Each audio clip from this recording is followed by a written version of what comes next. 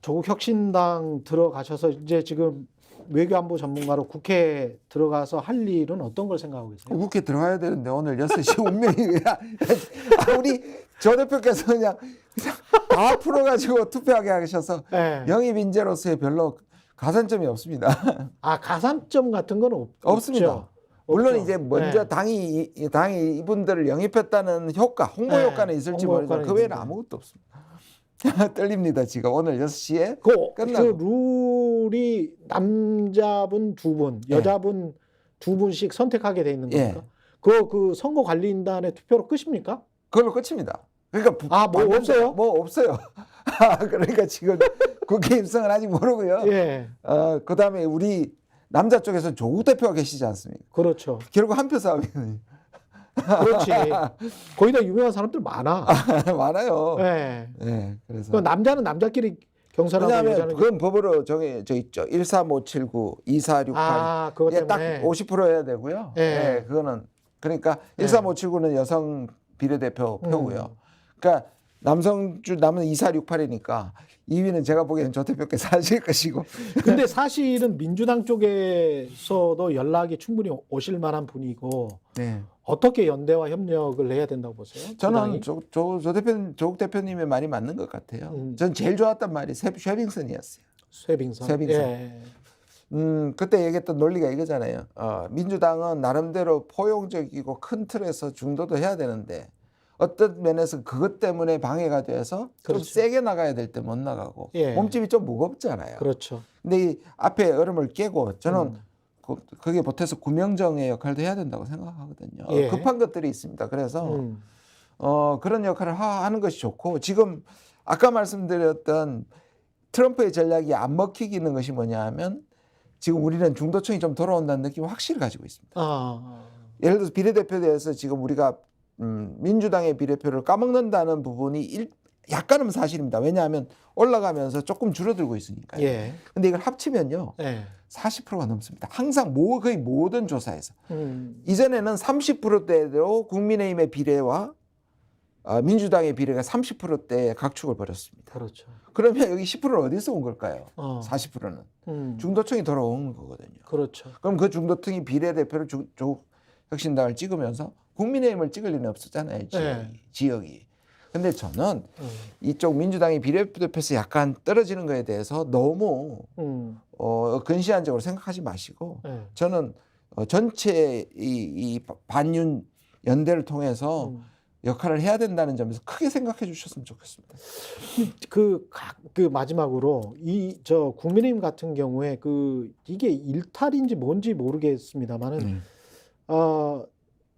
이 극우적인 생각 5.18도 그렇고 일본에 대한 스탠스도 그렇고 이게 뭐 일본이랑 친하게 잘 지내는 거야 좋죠. 네, 누가 반대합니까? 예. 네, 저도 그렇습니다. 근데 뭔가 그것 이상의 저 사람들 그냥 우파가 아니고 진짜 극우파 아니야? 뭐 이런 느낌을 많이 갖게 한단 말이죠. 네. 이게 아까 말씀하신 그 중도층 스윙보터들한테 그 영향을 미치는 것 같고 특히 이제 대통령의 생각이 그런 것 아닌가라는 의심을 자꾸 갖게 되는데 옆에서 한 2년 동안 이렇게 지켜보신 가장 외교 분야가 가장 합리적인 인사들이 많이 모인 곳이잖아요. 그렇죠. 어떻게 보십니까? 근데 보시면 네. 대통령이 되기 전까지는 예를 들어서 진보 쪽에 노무현 대통령, 김대중, 문재인 대통령이 굉장히 좌처럼 보입니다. 강하게 주장해야 되니까. 예. 박근혜, 이명박, 지금까지 있었던 노태우 다 마찬가지예요. 근데 예. 실제로 대통령이 되고 나서는 중간으로 약간씩은 수렴합니다. 그렇죠. 왜냐하면 전체 나라 살림을 하고 현실적인 것도 봐야 하니까. 그렇죠. 근데 저는 유일하게 대통령 중에 더 우측으로 가는 사람은 처음 봤습니다. 그분이 후보 때보다 잘 보십시오. 맞아요. 후보 때보다 훨씬 더 어느 쪽으로 갑니다. 그게 저는 뭐 일종의 뭐 콜링을 받으셨는지 아니면 이 지지자들이 시대적 과거를 느끼셨는지 저는 확실히 그분은 전쟁을 하고 있다고 적어도 역사관은 중국과 러시아와 가까이 가면 안 되고 일본하고 미국으로 가야만 우리나라가 산다고 믿는 것 같아요. 그런 사람들이 있고요. 이념적으로 진짜 그런 사람들이 있고요. 그렇죠. 외교 쪽에도 있고요.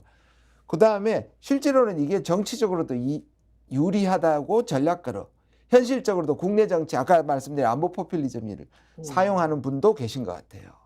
그래서 이게 나쁘지 않다. 이쪽 우파도 끌어내고 예를 들어서 한러 관계가 망가지고 한중 관계가 망가져도 우리 지지자들은 이 정부의 외교를 탓하는 게 아니라 중국과 러시아를 반대할 것이다. 그러면서 이제 중국 혐오 정산할지 이런 그렇죠. 것들을. 그런 걸 계속하죠. 그런 사이 우리 외교는 무너지죠. 문제는. 근데 이제 중국이 그 얼마 전까지만 해도 뭐 그 정도까지만 하고 이야기를 다시 해볼 수 있다 또는 뭐 만나자 뭐 이런 뉘앙스가 좀 있었잖아요. 예.